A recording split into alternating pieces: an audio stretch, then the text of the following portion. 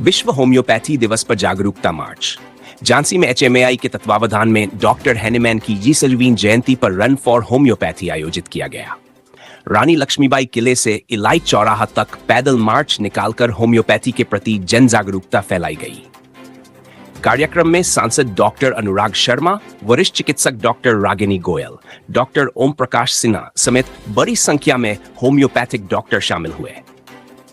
कार्यक्रम की अध्यक्षता डॉक्टर प्रमोद यादव ने की और मंच संचालन डॉक्टर एचएम सोनी ने किया।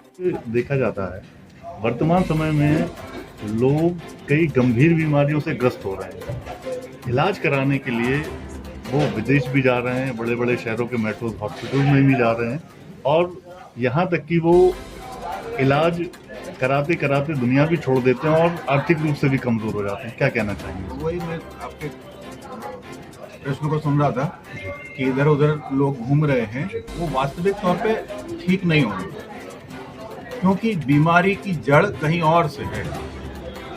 जड़ मतलब आप सोच क्या है। सारी डिजीज जितनी आती है ना, वो आपके मेंटल लेवल से आती है। जैसे आप डायबिटीज ही को लें तो उसका मेंटल कॉज है anger, anxiety, conflict between family members, inheritance.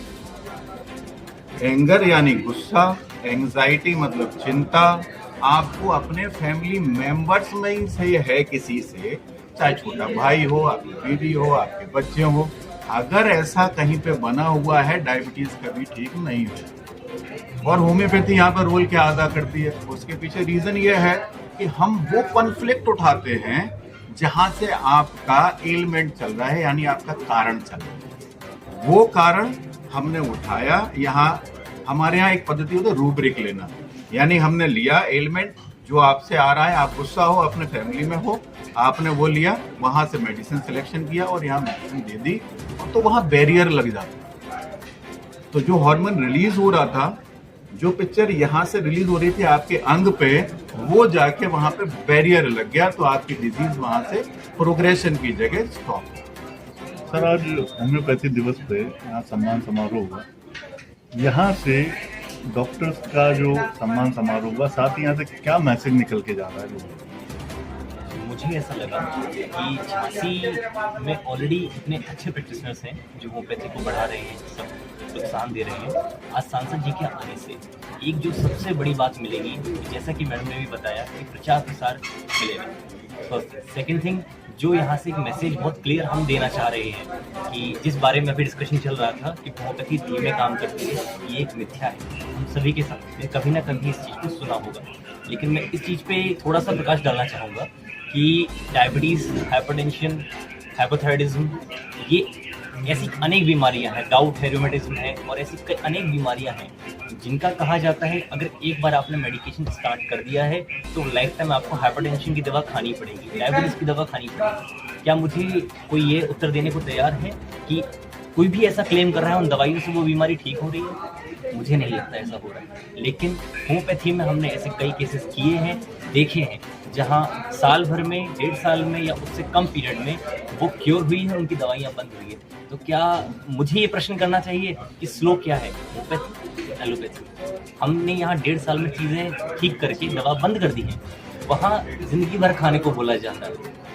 तो मेरे हिसाब से चीज़ें यहीं से काफ़ी हद तक। एक चीज़ और देखा जाता है कि हमारे देश में अगर हम देखें तो एलोपैथी बहुत ज़्यादा ग्रो कर रही है, उसकी अपेक्षा होम्योपैथी ग्रो नहीं कर पा रही। क्या कारण है?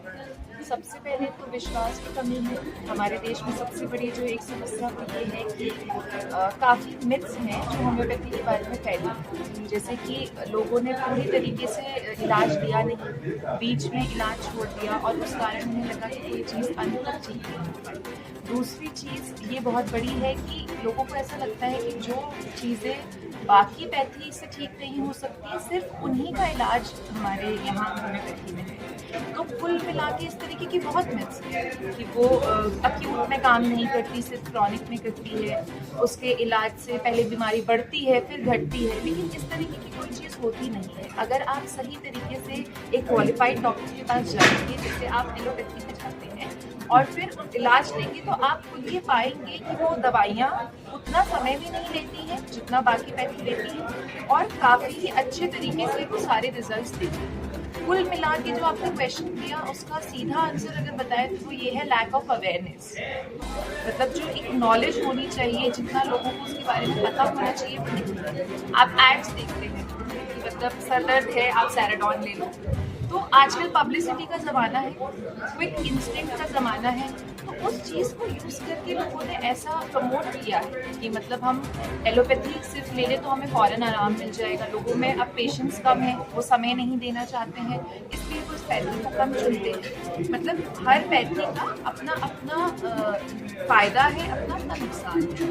जहाँ ज़रूरत है हमें एलोपैथी चुनने की, हम वहाँ बिल्कुल चुनें, लेकिन हम मेन स्ट्रीम पैथी में होम्योपैथी को भी कंसिडर करें। ऐसा ना सोचें कि हमारे मतलब हम एलोपैथी नहीं दिखाएंगे तो ठीक होंगे, होम्योपैथी से ठीक होंगे। तो एक मेन स्ट्रीम समझना ज़रूरी है, लोगों को प्रचार प्रसार करना चाहिए, जिन्हें आराम मिलता है उन्हें बाकियों को बताना चाहिए कि हमें पड़ा है। इस तरीके से वो भी हमारी जितनी एलोपैथी डेवलप है, जितनी एलोपैथी प्रचलित है, उतनी ये भी प्रचलन में आ जाएगी।